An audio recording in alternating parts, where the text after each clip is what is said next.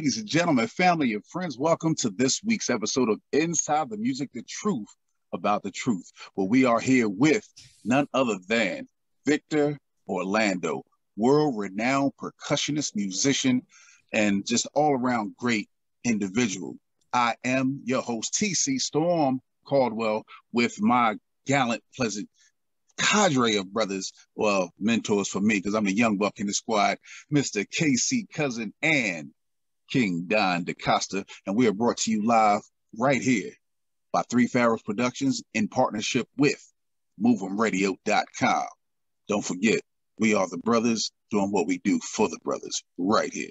Appreciate it. Thanks for inviting me, and I'm glad to be here. Well, Victor, you have been in the game in this industry for a while now.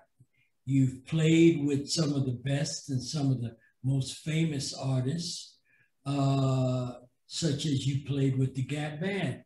You've played with some of the people from Earth, Wind, and Fire.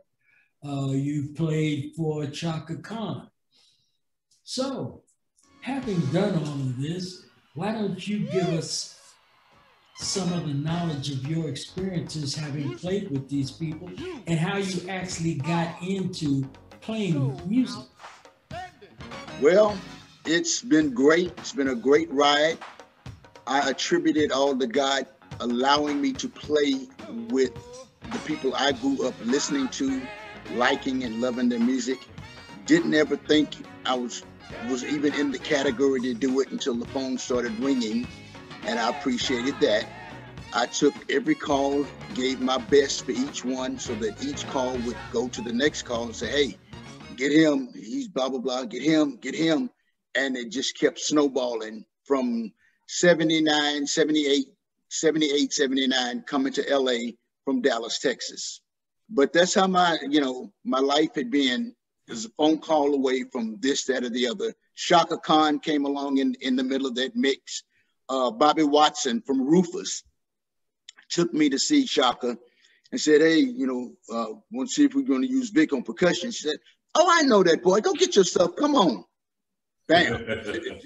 just that simple. I mean, the one time I had an audition, I'm at my donut shop that I work at. I work at a donut shop, middle of the night shift.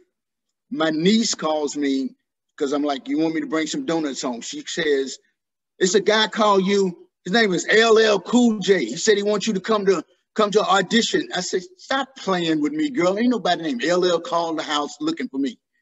I got to the house and called a number. It was LL, and they wanted me at the studio to audition. And that's how I ended up doing LL Cool J. So God just, whenever God decides to drop a star on me, or drop a celebrity, or drop an act, or drop a local group, I thank God for it. 50 years of doing it. Here's the thing for you. You're a percussionist, okay? And I got a Hispanic background, and I see you with the congas. That's family stuff, because my uncle was Willie Bobo. His best friend was Mongo Santa Maria. So I know all about those instruments. Now, you got to tell me, why did you take up those particular instruments? Wow. What happened in high school, I was in the marching band playing tenor drums in high school. And so football season was over, moved to the band room. It's symphony season. Symphony season's over, moved to jazz band season. Jazz band season comes up. There's a line of marching band drummers wanting to play drums in the jazz band. So I'm at the end of the line, and my band director says, I already got the drum chair filled for the jazz band for the rest of the year. But there's some congas over there. If you want to play them, you can be in a jazz band playing that. So I'm like, okay, I'll take that just to be playing. So me with my little Latin background, I'm like, okay, that sounds cool. I started playing and I was enjoying it. But it wasn't until the movie Woodstock came out. And I went to see Woodstock, and ladies and gentlemen, Santana. And all of a sudden, I'm like, Oh man, Congos, and they up front, and they right next to Carlos. That's what I want to do. That ended it. That was it. From that point on, I still play drums to this day, a kit. But it has to be congas, bongos, timbales, all of that. You guys always did end up on the front line. I never thought about that. Y'all always did end up on the front line, right next to the lead singer. Putting it down. It's over. Time to party. It's over. We be right on time.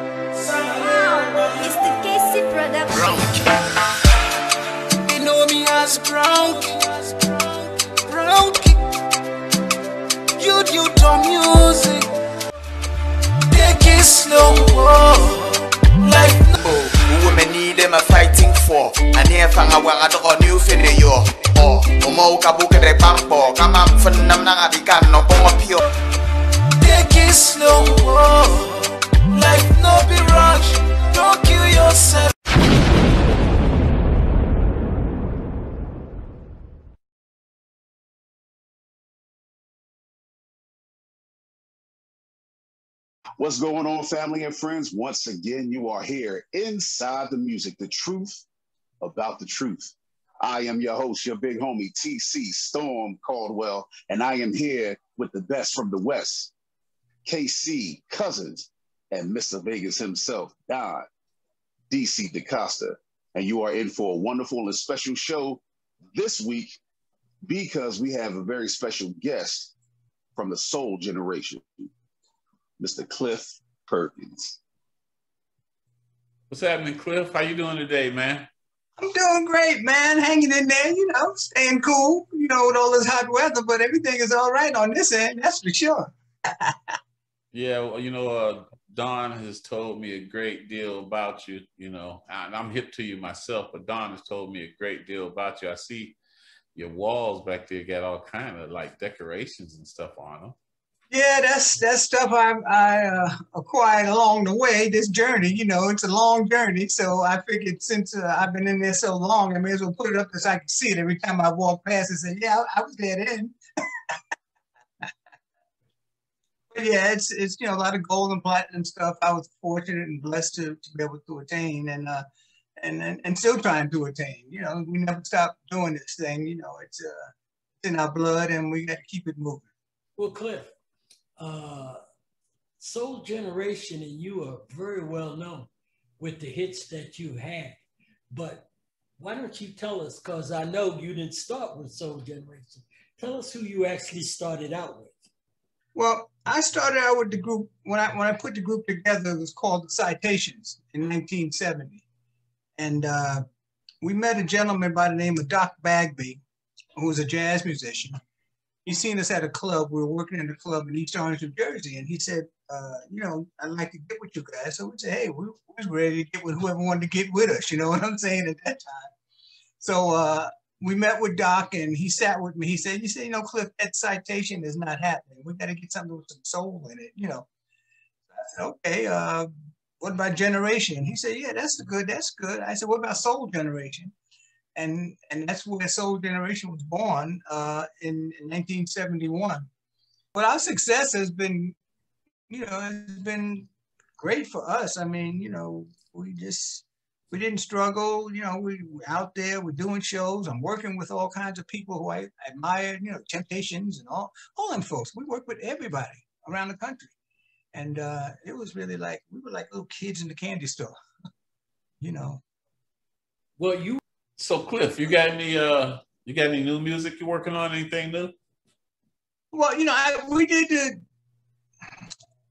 this CD called Ooh Baby. And that was a year and a half ago.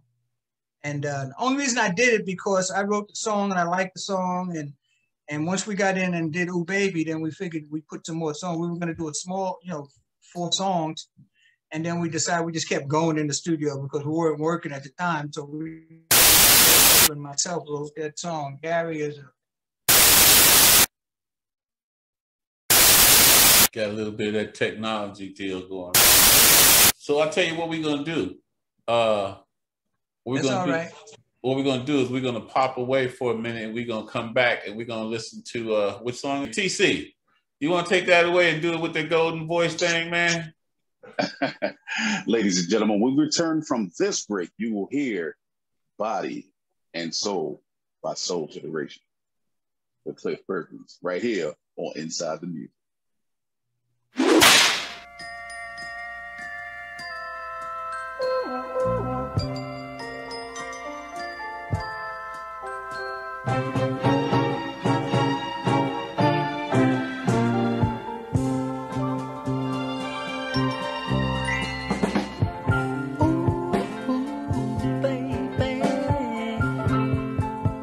Just got to understand, you're no longer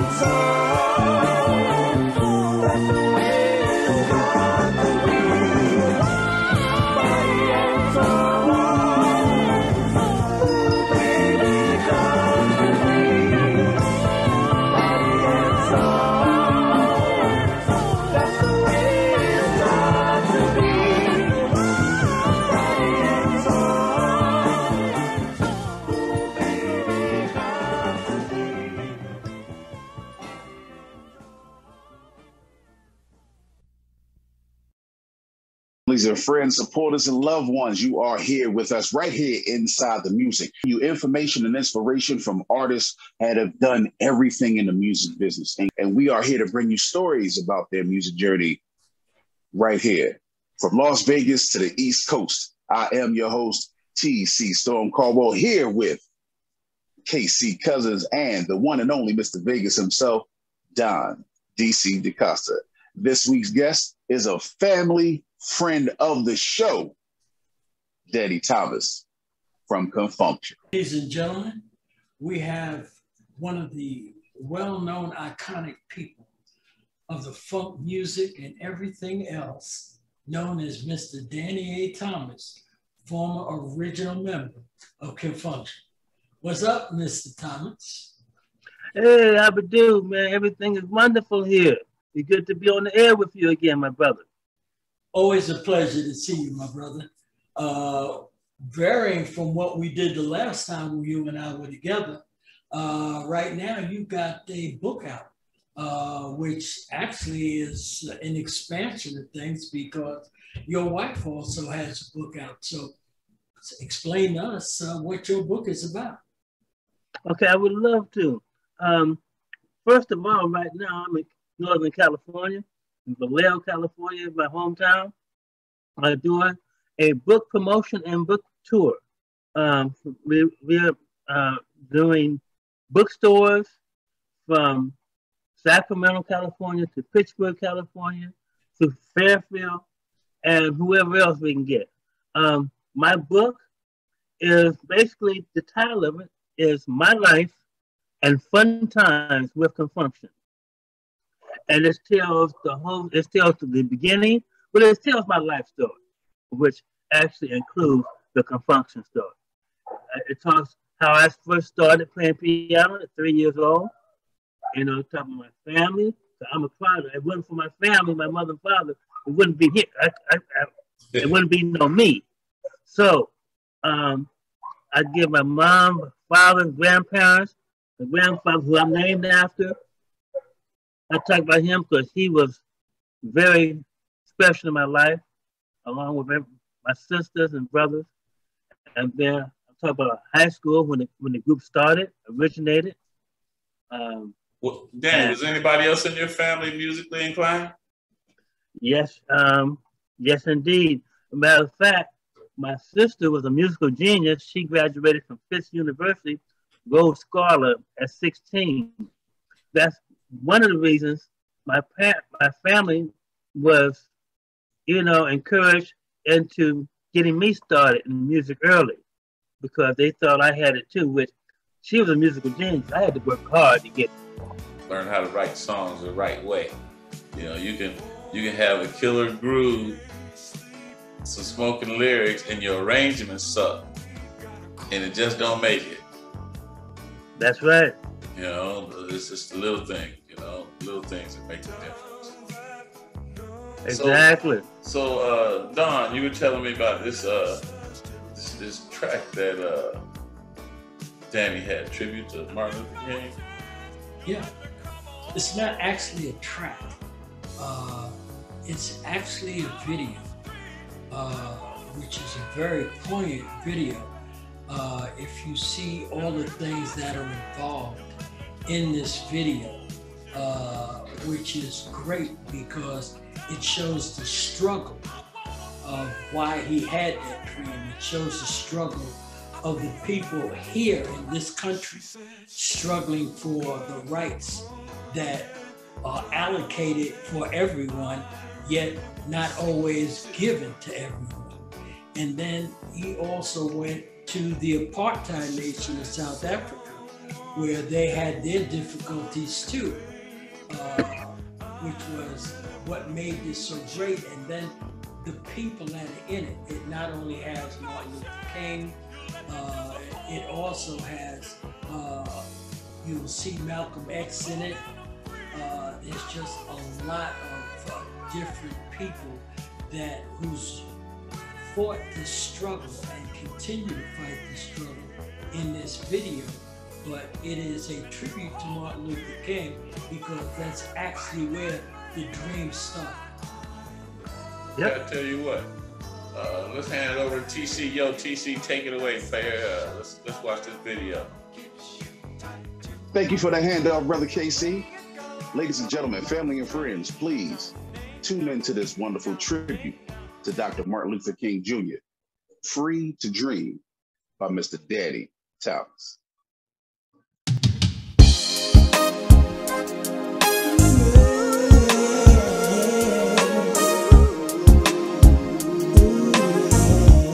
You saw so much poverty, racism, inequality. You just couldn't stand to be quiet about it all. You accepted your call, proud to fight through it all. You didn't shrink, you stood tall until the very end. Now when they speak your name, they speak of the change that came. The fight was your claim to fame, but humble you remained. Now we celebrate on a special day, because you fought to make your people free.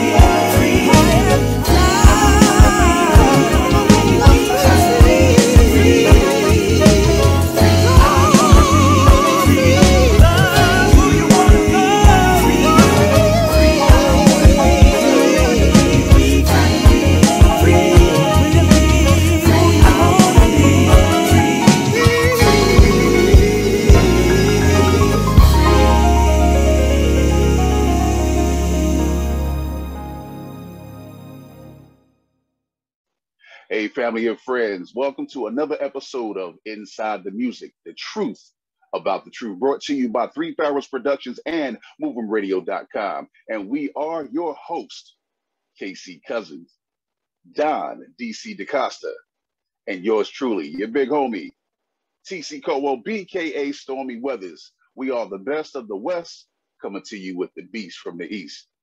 And we are here with our wonderful guest, Jimmy Merchant. Ladies and gentlemen, we have a legendary individual with us today. Don be going in his little, he still got a black book. And he got a notebook that's chiseled on stone. He got some old numbers. But oh boy. Ladies and gentlemen, Jimmy Merchant, talk to him, Bob. Tell us what's happening. What's happening, Jimmy? Well, all I can say is this is the legendary Hall of Famer, organizer of Frankie Lyman and the Teenagers, the writer of Why Do Fools Fall in Love, the man who actually needs no introduction, known worldwide, my big brother, Jimmy Merchant. Oh, thank you so much, man. I'm humbled. I'm so humbled, man. So humbled. This is a phenomenal period. Simply because I guess it's like 65 years later. Teenagers and probably one of the main scenarios for me would be that the show business world hasn't gotten it the way I think they should have today. Because we see all the other movements, you know, Motown, hip hop, rap, you know, R&B. Yeah. But what they're leaving out is the youth movement that started it all. And I'm one of the guys of the key group in the youth movement that started hundreds and thousands of kids to today. What's his name? Brian? Bruno Mars. From the Teenagers to Bruno Mars. Well, you know everything in between. Before you even go there, Jimmy, start back to how you and Frankie and all of y'all started, because right behind you guys starting that particular movement and that particular music genre, all the other people that came in behind you, because there was nobody in your particular field doing that music. Right after you guys started, Frankie's brother came in, Louis. Then you had the students, you had the schoolboys, you had a group of other artists that were brought in because of the notoriety and the fame that you guys were precipitating with your music. So tell them how that all started, because you guys, listen, you guys did, who was it, Alan Freed? Yes. Okay. In the Brooklyn Paramount and all those other places. Right. And you were the youngest, because all the other groups like the Platters and everything, they weren't teenage groups. No. They were all older artists. So right. Tell them how all of that facilitated coming together where it is today.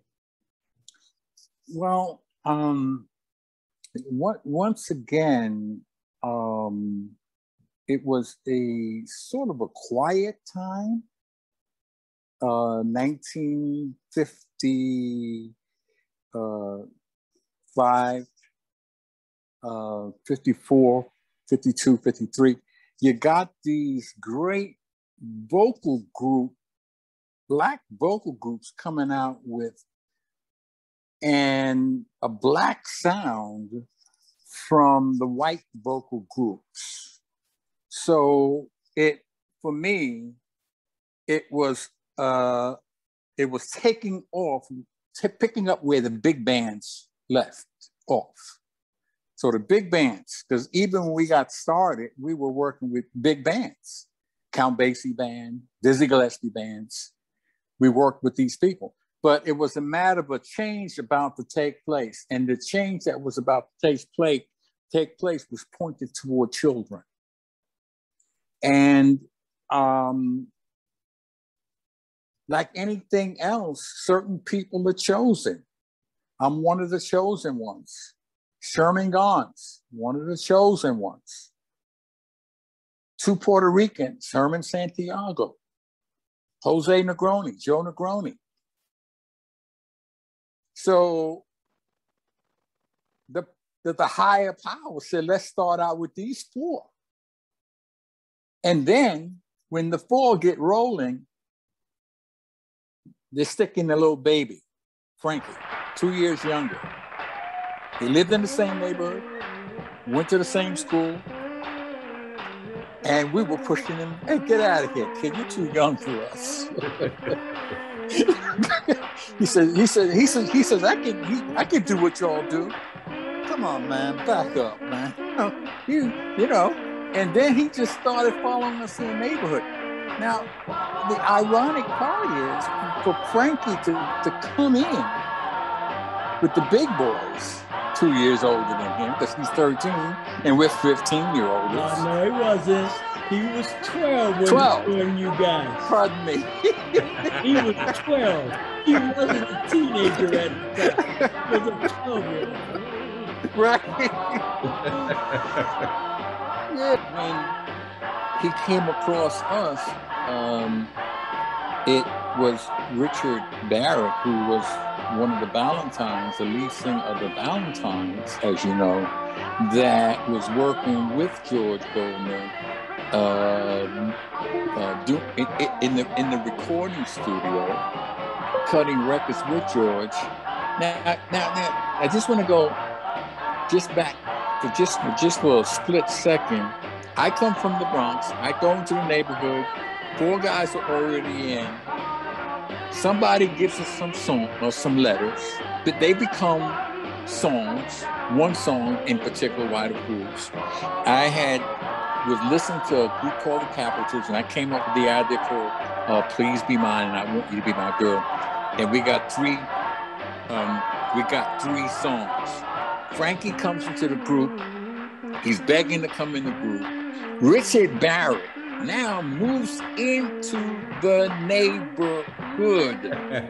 He's working for George Goldner. And we sing by his window because we learned that one of the Valentines was living upstairs over the grocery store.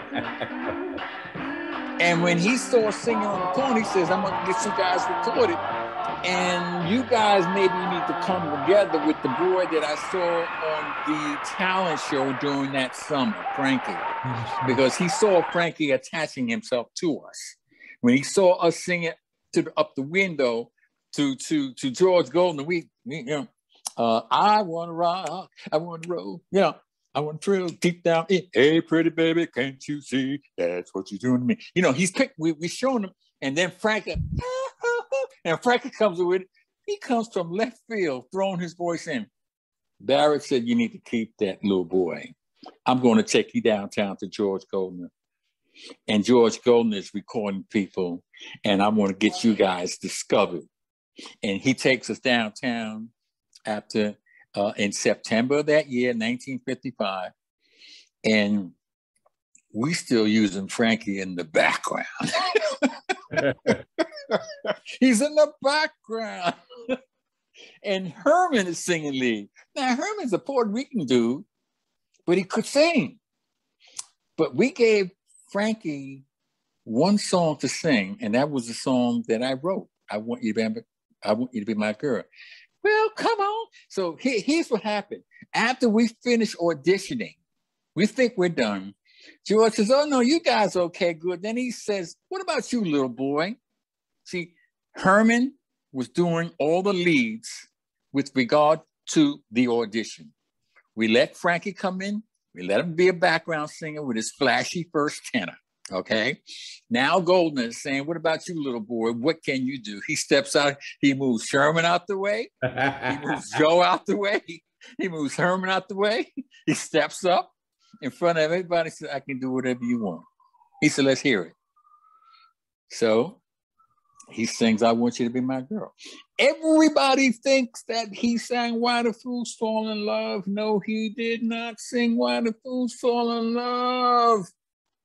He did not. It was not in his. He didn't know the song. That's key.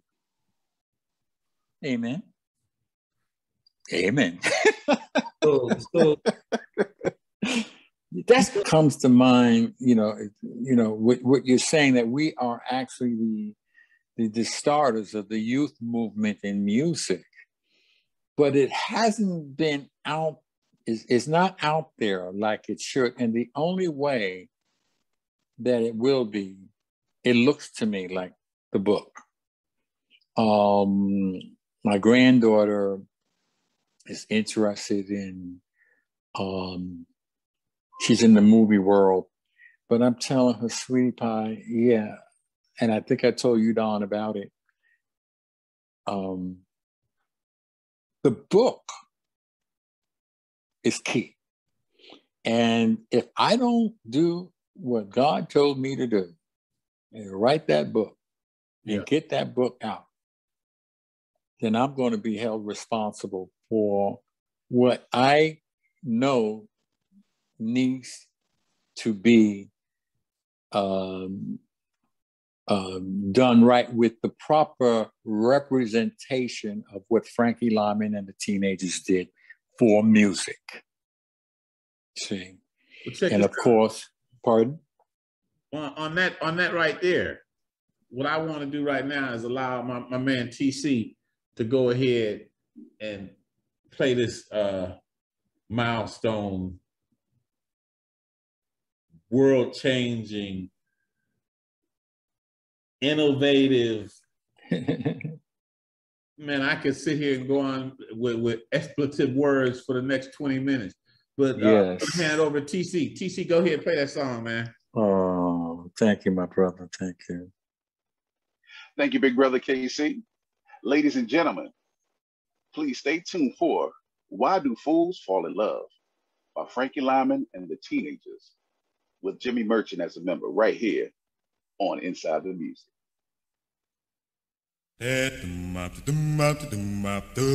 Ooh.